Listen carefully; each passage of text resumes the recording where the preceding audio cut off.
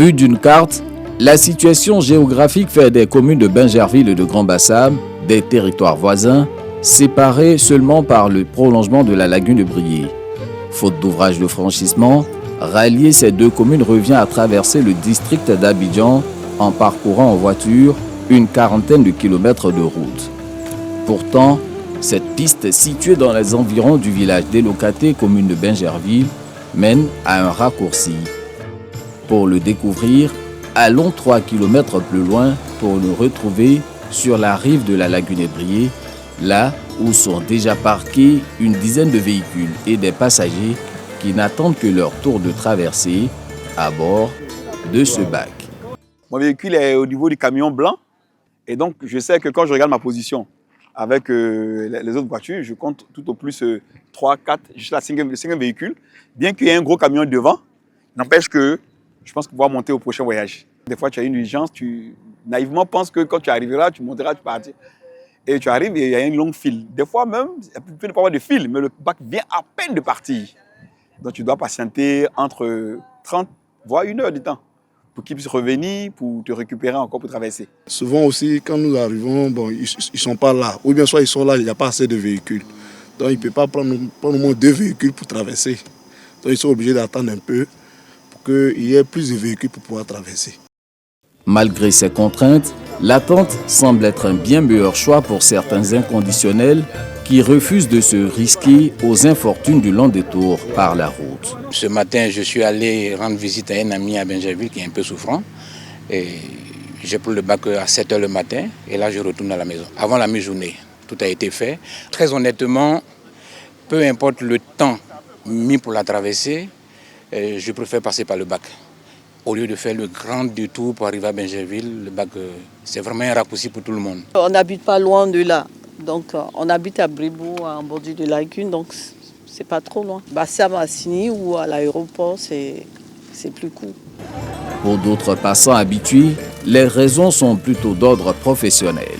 J'habite de l'autre côté, du côté de Bingerville, et du côté de Bassam, on a des travaux. Voilà, donc pour allier les 2 points, je suis obligée à chaque fois de prendre le bac, qui est plus facile pour nous. Moi, c'est un plombier. Voilà, souvent, il travaille, c'est on va à Bassam pour aller travailler, pour revenir. Le bac n'est pas là, c'est tout le programme est gâté, quoi. Parce qu'il faut aller faire un grand tour encore pour pouvoir aller à Bassam. Voici le mastodonte flottant de 50 tonnes arrivant à peine de Vitré, village de la commune de Grand-Bassam, où est situé l'autre point d'embarquement. L'exercice est le même à chaque navette. Une fois le débarquement effectué, embarquement immédiat pour une nouvelle traversée, non sans un respect formel des consignes de sécurité édictées par l'équipage. Vous allez bien? Vous avez vu les consignes de sécurité? Vous avez pris connaissance au moins? On leur demande de ne pas fumer sur le bac, de ne pas boire l'alcool sur le bac, de ne pas s'asseoir sur les rambardes, de ne pas pêcher à travers le bac. Alors, donc voilà toute cette série de consignes que nous donnons aux usagers afin d'avoir un passage en toute sécurité.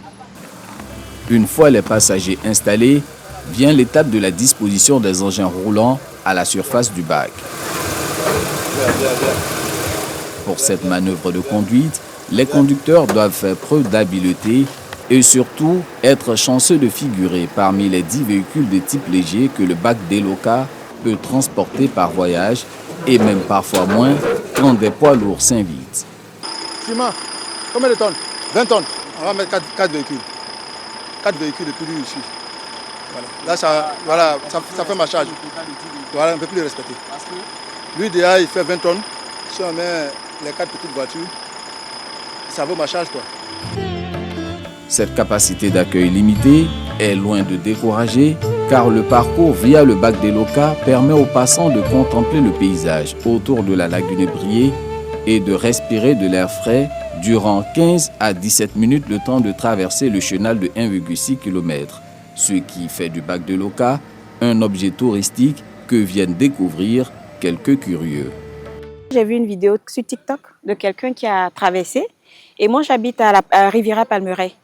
Donc aujourd'hui j'avais rendez-vous à Bassam. J'ai entraîné ma famille avec moi ce matin pour pour découvrir. Sur la petite piste là, non bitumée, je disais, ça me donne l'impression que je suis au village. On a rigolé un peu, mais vraiment très belle impression. C'est ma première fois passer sur le bac pour aller à Bassam. J'ai dit une fois à Dakar, j'ai pris le bac. Donc ici, je viens essayer pour la Côte d'Ivoire, donc je n'ai pas peur.